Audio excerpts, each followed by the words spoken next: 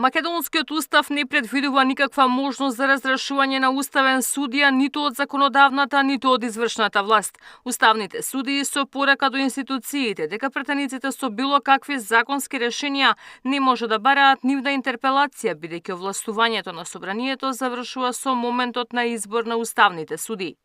Институтот интерпелација, предвиден во членот 72 од Уставот, во никој случај не се однесува и не може да се примени за уставните судии.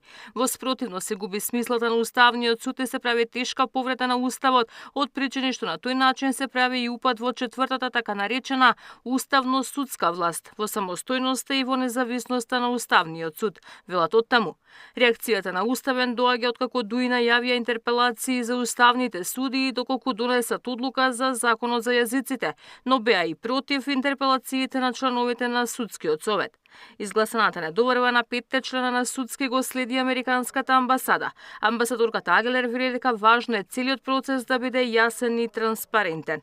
I don't. We're watching very closely the procedures in Parliament and as well as their statements. And as with any of these cases, what is critically important is that the law is followed, and it is followed in a way that is clear and transparent to all of those observing it.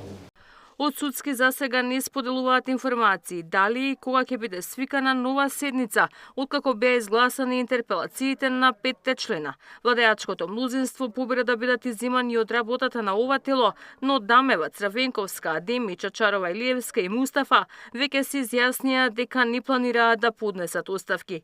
Ке чекале да им заврши мандатот. Ивана Соколовиќ, Најдова, Сител телевизија.